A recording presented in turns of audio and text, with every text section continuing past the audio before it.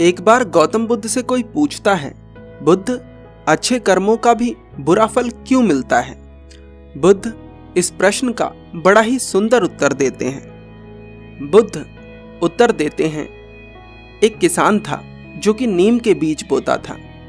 एक दिन उस किसान से कोई कहता है कि तुम नीम के बीज बोते हो और इससे कड़वे फल प्राप्त होते हैं, तुम ऐसा क्यों नहीं करते कि तुम आम के बीज बो और फिर मीठे फल प्राप्त होंगे। उस व्यक्ति को बात सही लगती है और वह आम के बीज बोना शुरू कर देता है। जिस मैदान में वह नीम के बीज बोता था, उसी मैदान में वह आम के बीज भी बोना शुरू कर देता है। कुछ महीनों बाद वह व्यक्ति देखता है कि उसके मैदान में बहुत बड़े बड़े नीम के वृक्ष हैं और छोटे छोटे आम के वृक्ष भी विकसित होने लगे हैं। वह व्यक्ति बड़ा ही प्रसन्न होता है और सोचता है कि अब कुछ समय बाद ही आम के मीठे फल खाने को मिलेंगे। प्रतीक्षा करते करते कई महीने बीत जाते हैं, पर आम के फल नहीं आते। एक दिन व्यक्ति सोचता है कि नीम का फल कड़वा होता है, इसीलिए उसका पत्ता भी कड़वा होता है। मैं क्यों ना आम का पत्ता खाकर देखूं, वो कैसा है। जब आम मीठा होता है तो उसका पत्ता भी तो मीठा होता होगा। वह व्यक्ति जाता है और आम का पत्ता खाकर देखता है और पाता है कि आम का पत्ता तो कड़वा है। व्यक्ति को थोड़ा क्रोध आता है।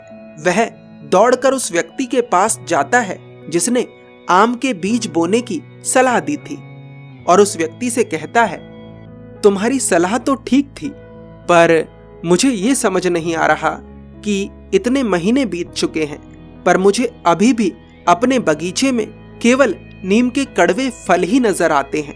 आम का एक फल मुझे अभी तक प्राप्त नहीं हुआ है। ऐसा मेरे साथ क्यों हो रहा है? उस किसान की बात सुनकर वह व्यक्ति कहता है, जब तुमने पहले से ही नीम के पेड़ बो रखे हैं तो तुम्हें पहले नीम के फल प्राप्त होंगे ना। यदि तुम्हें आम के फल चाहिए तो तुम्हें निरंतर आम के पेड़ों की देखभाल करनी होगी, तभी तुम आम के फल, मीठे फल प्राप्त कर सकोगे। वह किसान कहता है, परंतु आम के पत्ते भी तो कड़वे हैं। वह व्यक्ति उस किसान से कहता है, आम के पत्ते कड़वे हैं पर नीम के पत्तों से ज्यादा नहीं, और पत्ते कड़वे हैं इसका अर्थ ये नहीं कि आम भी कड़वे होंगे।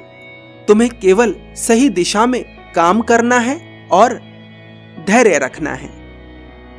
बुद्ध उस व्यक्ति से कहते हैं, उस किसान की ही तरह मनुष्य जाने अनजाने ना जाने कितने गलत कर्म करता है और फिर एक अच्छा कर्म करने के बाद उसके फल की प्रतीक्षा करता है।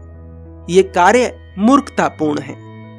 बुद्ध कहते हैं, सबसे पहले ये समझो कि अच्छा कर्म क्या है। अच्छा कर्म वह नहीं है जिसके पीछे स्वार्थ हो।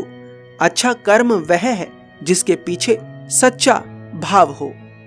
किसी को पीड़ा में देखकर उसकी सहायता कर देना ये भाव है, और ये सोचकर किसी का भला करना कि मैं इसका भला कर देता हूं, बदले में ईश्वर मुझे ढेर सारा धन देगा, ये स्वार्थ है। तो अच्छे कर्मों का फल मिलता है, निश्चित रूप से मिलता है, पर पहले जाने या अनजाने में जो बुरे कर्म किए हैं उनका फल भोगना होगा। दूसरा, यदि तुम्हारा अच्छा कर्म स्वार्थ से पोषित है तो उसका फल मिलना असंभव है। गौतम बुद्ध का उत्तर सुनकर उस व्यक्ति को तो बात समझ आ जाती है, पर क्या आप समझ पाए? अगर हां तो कमेंट बॉक्स में अपनी प्रतिक्रिया अवश्य दें। धन्यवाद।